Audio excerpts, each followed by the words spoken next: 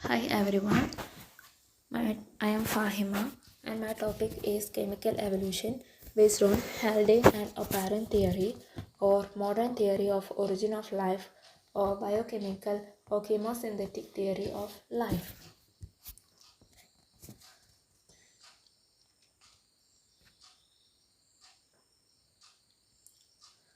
Haldane and apparent theory.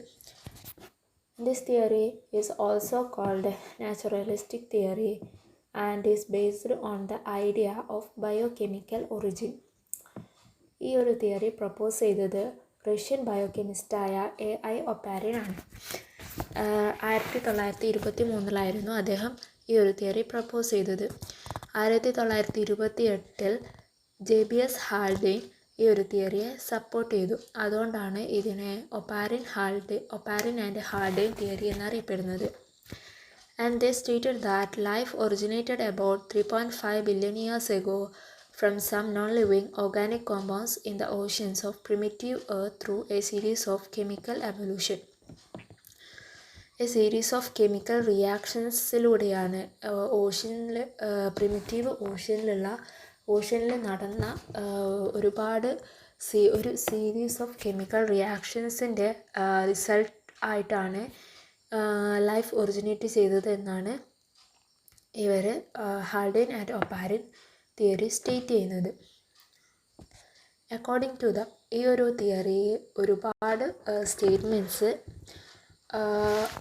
ഉണ്ട്. അതിൽ ചിലതാണ് ഇവിടെ പറയുന്നത്. Spontaneous generation of life under present condition is not possible but could have occurred under the conditions prevailing in the primitive atmosphere of primitive Earth. ഇന്നത്തെ കണ്ടീഷനിൽ എർത്തിൻ്റെ ഇന്നത്തെ കണ്ടീഷനും അന്നത്തെ കണ്ടീഷനും വളരെയധികം ഡിഫറെൻ്റ് ആയിരുന്നു.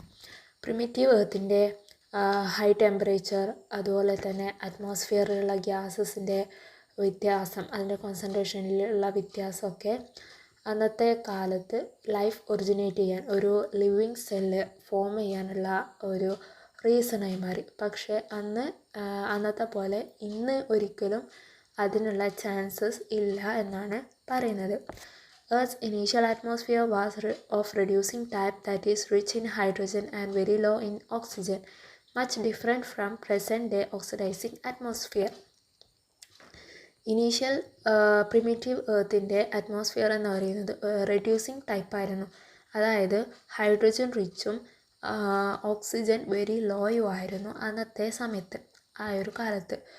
പക്ഷേ ഇന്നത് നേരെ തിരിച്ചാണ്. ഇന്നത്തെ പ്രസൻറ്റ് അറ്റ്മോസ്ഫിയർ എന്ന് പറയുന്നത് ഓക്സിഡൈസിങ് ടൈപ്പാണ്. High temperature, lightning and solar radiation provided energy required for chemical reactions. High temperature, അതുപോലെ തന്നെ മിന്നൽ, സോളാർ റേഡിയേഷനൊക്കെ അന്നത്തെ കെമിക്കൽ റിയാക്ഷൻസിന് എനർജി പ്രൊവൈഡ് ചെയ്ത ഘടകങ്ങളായിരുന്നു. First living beings arose from simple inorganic and organic compounds as a result of progressive series of chemical reactions by polymerization. പോളിമറൈസേഷനിലൂടെ നടക്കുന്ന chemical റിയാക്ഷൻസിൻ്റെ, അതായത് inorganic കോമ്പൗണ്ട്സിൻ്റെയും organic കോമ്പൗണ്ട്സിൻ്റെയും പ്രോഗ്രസീവായിട്ടുള്ള ഒരു സീരീസ് ഓഫ് കെമിക്കൽ റിയാക്ഷൻസിൻ്റെ result, അതിൻ്റെ ഒരു ഫലമായിട്ടാണ് first living beings or first living cell rise ചെയ്തത്. The process of transformation of the non living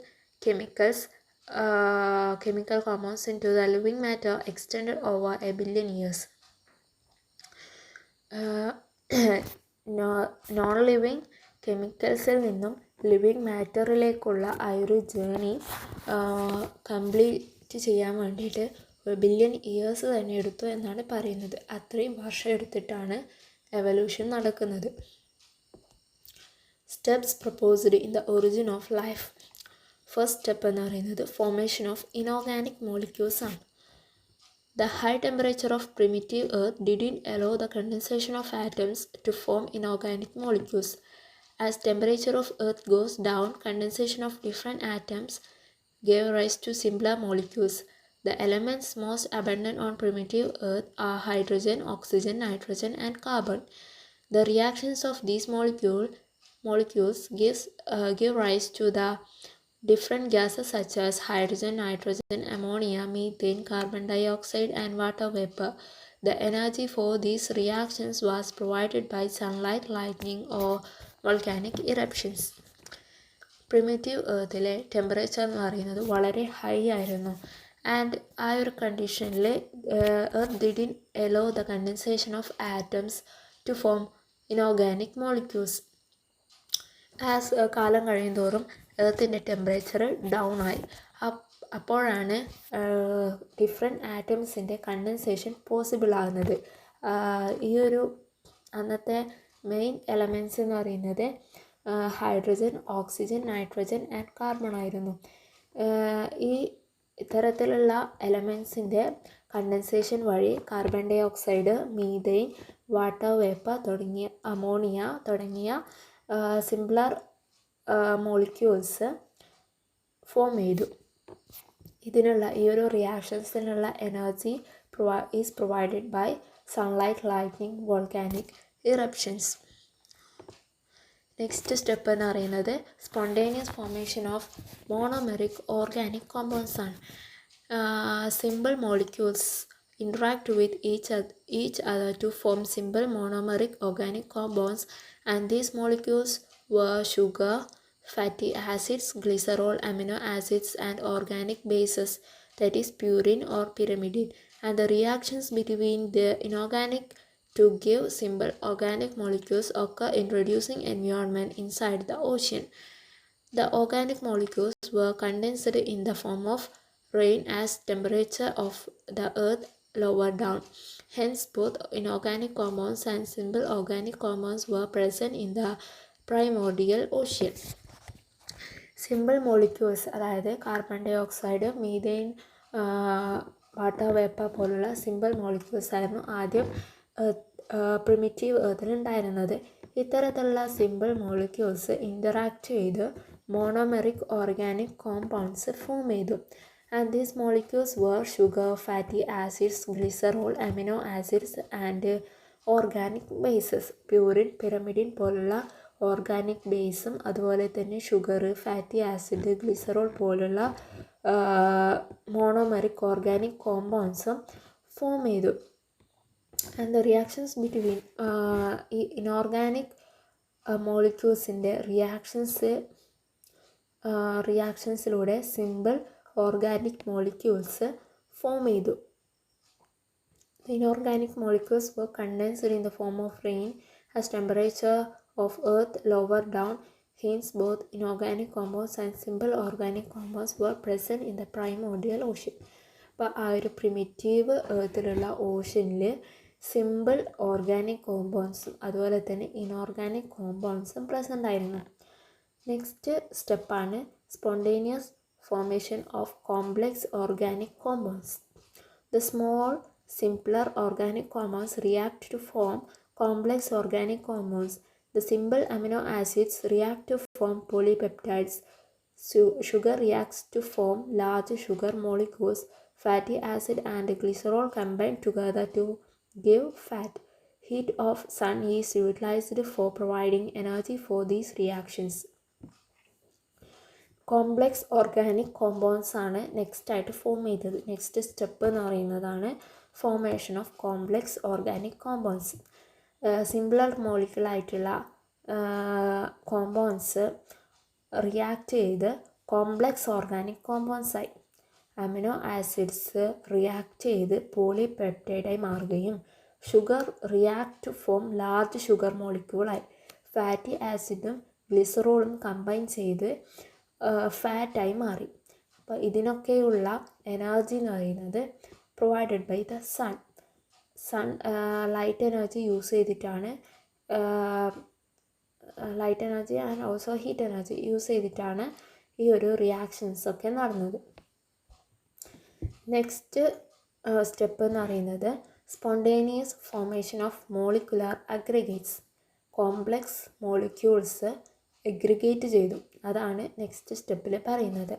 large organic molecules came together to form large colloidal aggregates called as conservates. A layer of water molecules forms around the protein molecules present in the conservates. The membrane present around the molecules protect the molecule and brings high local concentration to enhance the chemical reactions. The colloidal aggregates absorb protein and other molecules from the ocean, and this results in the growth of the conservate as well as internal complexity. A conservate divides into multiple small ones, and these conservates are the initial species present in the ocean to start the formation of primary cells, and the process is accomplished in two steps: formation of protocells and formation of first cells. So large organic molecules aggregate ചെയ്ത് ഒരു colloidal ഫോമായി അതിനെയാണ് നമ്മൾ coacervates എന്ന് വിളിക്കുക.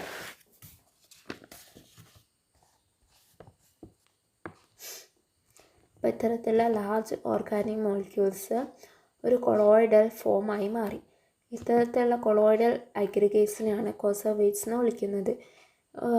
ഇതിൻ്റെ പുറത്ത് ഒരു layer of water molecules കൂടി വന്നു ചേർന്നു. The membrane present around the molecules protects the molecule and brings high local concentration to enhance the chemical reactions. So ഈ വാട്ടർ മോളിക്യൂൾ കൂടി ഇതിലേക്ക് കമ്പൈൻ ചെയ്തതോടുകൂടി ഒരു മെംബ്രെയിൻ പോലെ ഇത് ആക്ട് ചെയ്തു. അത് കുറച്ചുകൂടി കെമിക്കൽ റിയാക്ഷൻസിനെ എൻഹാൻസ് ചെയ്തു. ആൻഡ് ദ കൊളോയിഡൽ അപ്പം ഈ കൊളോയിഡൽ അഗ്രിഗേറ്റ്സ് പ്രോട്ടീനും അതുപോലെ തന്നെ അതർ മോളിക്യൂൾസ് ഓഷ്യൻസിലുള്ള മറ്റ് മോളിക്യൂൾസിനെയും അബ്സോർബ് ചെയ്തു. This results in the growth and complexity, internal complexity increase ചെയ്തു. ഇത് ഗ്രോ ചെയ്യാനും സഹായിച്ചു.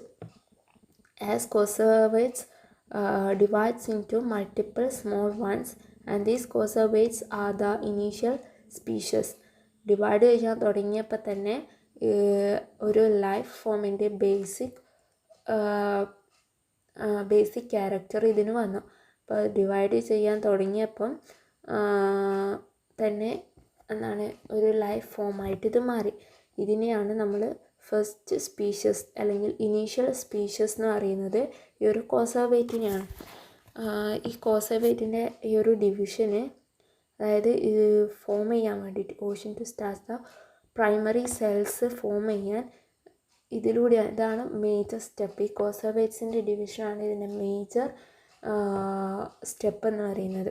അപ്പോൾ ഈ ഒരു പ്രോസസ്സ് അക്കംപ്ലിഷ് ചെയ്തത് 2 സ്റ്റെപ്പിലൂടെയാണ്. First one is the formation of protocells. Conservates has the ability to take up new molecules to replace the degraded molecules and maintain the size, and thus conservates has the basic property of living system, but it doesn't have the complex molecules such as enzymes, etc. Later, nucleic acid entrapped within the conservates and the process of division became precise and controlled, and this form conservates with nucleic acids is known as protocells. Formation of protocells.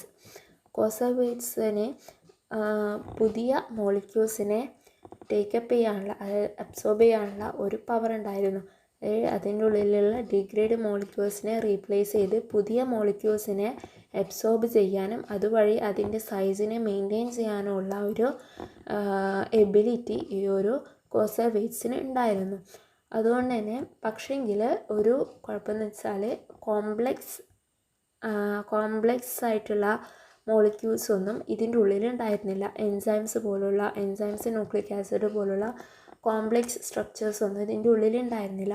Later ഇത് nucleic ആസിഡിനെ entrap ചെയ്യുകയും അതിനെ എൻകൾഫ് ചെയ്യുകയും അതുവഴി division ഒരു precise and കൺട്രോൾഡായി മാറുകയും ചെയ്തു.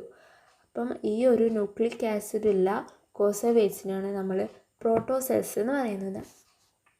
ഇനി formation of first cell, second സ്റ്റെപ്പാണ് formation of first cell. Protein molecules and appearance of enzymes has enhanced the synthesis of several of biomolecules in protocells. RNA and DNA developed and these molecules has taken over the protein synthesis. Interaction of lipid and protein allowed the formation of biomembrane, which has provided selectivity in the primitive cell for the intake or exclusion of material. Protein molecules and appearance of enzymes has ഇപ്പം protein മോളിക്യൂൾസും അതുപോലെ തന്നെ എൻസൈംസിൻ്റെ അപ്പിയറൻസും ഒക്കെ several ബയോമോളിക്യൂൾസിൻ്റെ സിന്തസിസിനെ enhance ചെയ്തു. അതുവഴി RNAയും DNA ഒക്കെ develop ചെയ്തു. അതോടൊപ്പം തന്നെ ഈ RNAയും DNAയും പ്രോട്ടീൻ സിന്തസിസ് കൺട്രോൾ ചെയ്യാൻ തുടങ്ങി. ലിപ്പിഡും അതുപോലെ തന്നെ പ്രോട്ടീനും ഇൻ്ററാക്ട് ചെയ്ത് ഒരു ബയോമെംബ്രെയിൻ, ഈ കോസോവേറ്റ്സിൻ്റെ പുറത്ത് ഒരു ബയോമെംബ്രെയിൻ ഫോം ചെയ്തു. ഈ ബയോമെംബ്രെയിൻ എന്ന് പറയുന്നത് സെലക്റ്റീവാണ്. അതായത് മെറ്റീരിയൽസിൻ്റെ ഇൻടേക്കും എക്സ്ക്ലൂഷനും ഒക്കെ കൺട്രോൾ ചെയ്യാനും വേണ്ടിയിട്ടാണ് ഇങ്ങനെയൊരു സെലക്റ്റീവ് മെംബ്രെയിന് അവിടെ ഫോം ചെയ്തത് പ്രിമിറ്റീവ് സെല്ലിൽ. It allowed the appearance of membrane-bound protocell and that has eventually given first cell on Earth. Mutation in DNA and selection of fast primordial cell. The first cellular form on Earth appeared about 2000 million years ago. അപ്പം ഈ ഒരു membrane selective ആയതുകൊണ്ട് തന്നെ it allowed the appearance of membrane bound protocell. Biomembrane form ചെയ്തപ്പം ഈ ഒരു പ്രോട്ടോസെല്ലിന് ഒരു മെംബ്രെയിൻ ബൗണ്ട് സ്ട്രക്ചർ വന്നു. മെംബ്രെയിൻ ബൗണ്ട് പ്രോട്ടോസെല്ലായി മാറിയത്. Eventually given to first cell on earth. Eventually അത് എർത്തിലുള്ള ഫസ്റ്റ് സെല്ലായി മാറി. എന്താ mutation in DNA and selection of first primordial cell. ഇപ്പം DNA മ്യൂട്ടേഷൻ സംഭവിച്ചു. ഇത് ഫസ്റ്റ് സെല്ലായി നമ്മൾ കണക്കാക്കി. The first cellular form on earth is appeared. അപ്പം ഈ ഒരു ലൈഫ് ഫോം അപ്പിയർ ചെയ്തത് ഏകദേശം 2000 മില്യൺ ഇയേഴ്സ് എഗോ ആണ്.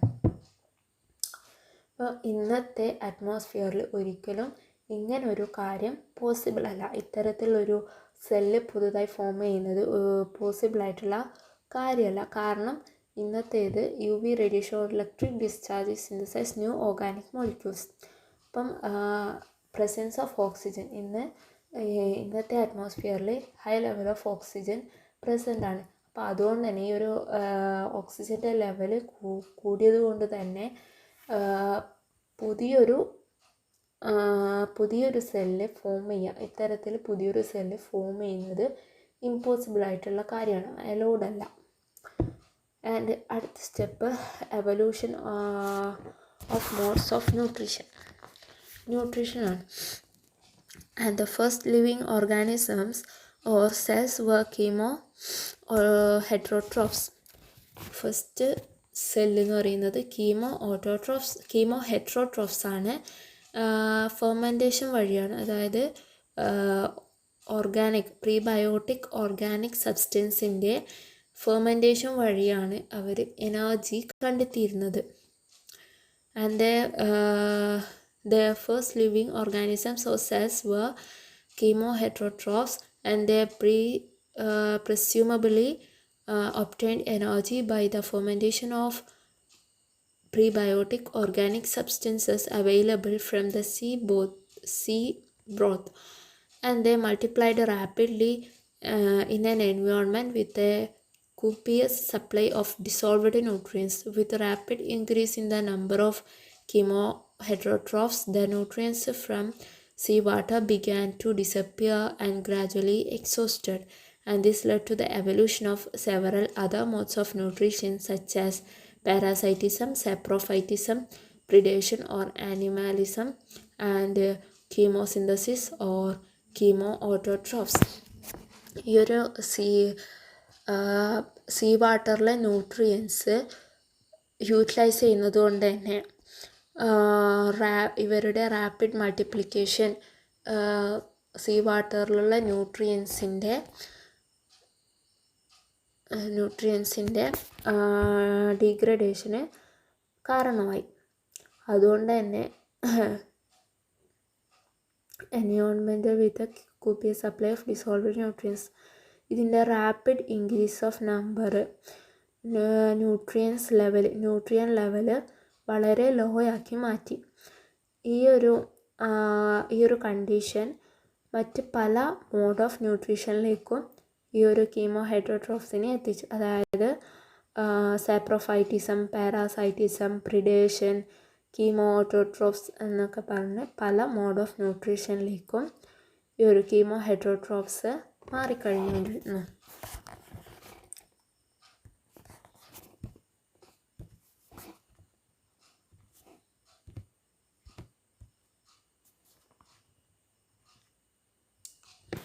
Chemo autotrophs obtained energy by fermentation, and these early fermentive or anaerobic chemo autotrophs released a large amount of carbon dioxide in the atmosphere that paved the way for the utilization of CO2 in synthesizing organic compounds by trapping solar energy, and they were the forerunners of photosynthetic cells.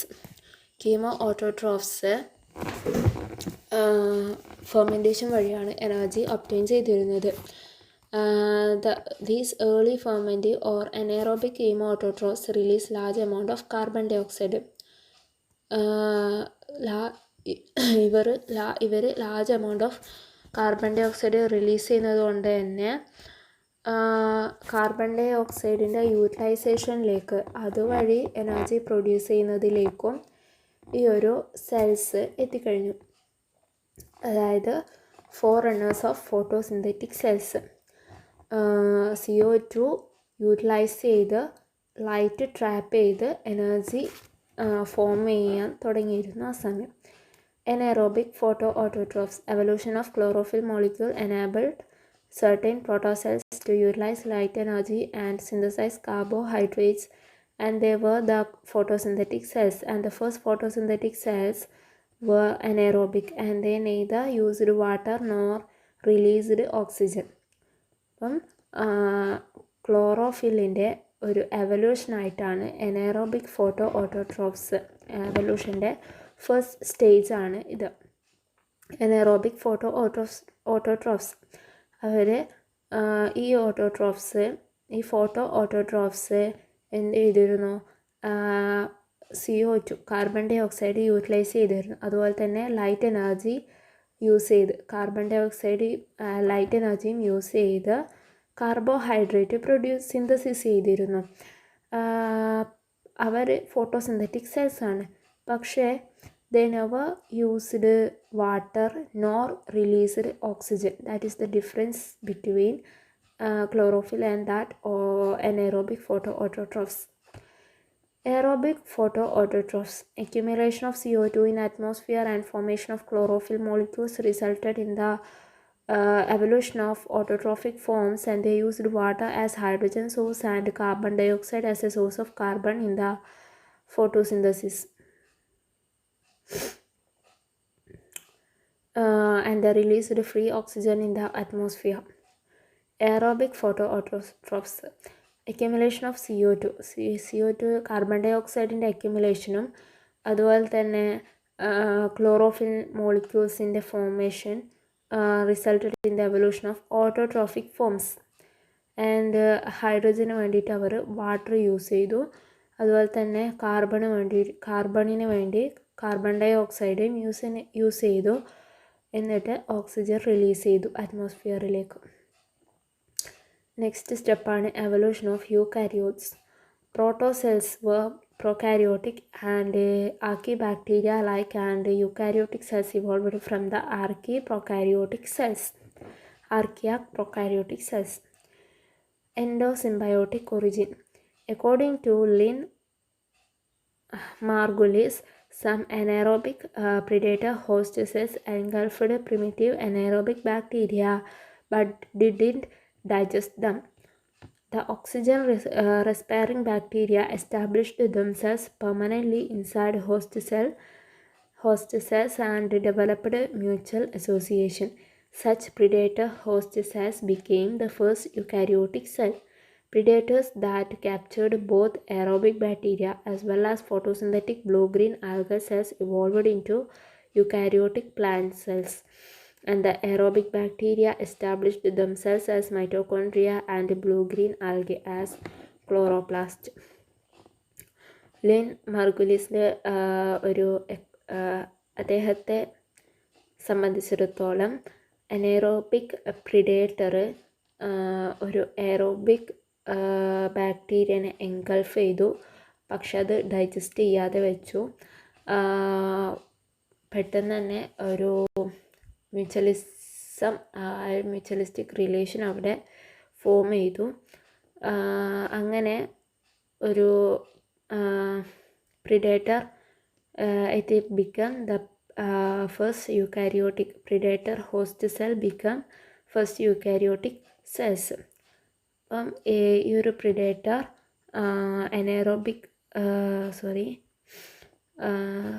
the predator that captured both aerobic bacteria as well as photosynthetic blue-green algal cells evolved into the eukaryotic plant cells. അപ്പം വൈകാതെ ഒരു blue-green algal സെൽസിനെ engulf ചെയ്തു. അതുവഴി ഒരു eukaryotic plant cell അവിടെ form ചെയ്തു. Aerobic bacteria മൈറ്റോകോൺട്രിയായി സ്ഥാപിക്കുകയും blue-green algae ക്ലോറോപ്ലാസ്റ്റായി സ്ഥാപിക്കുകയും ചെയ്തു. So thank you. It is the end of the presentation. Thank you everyone.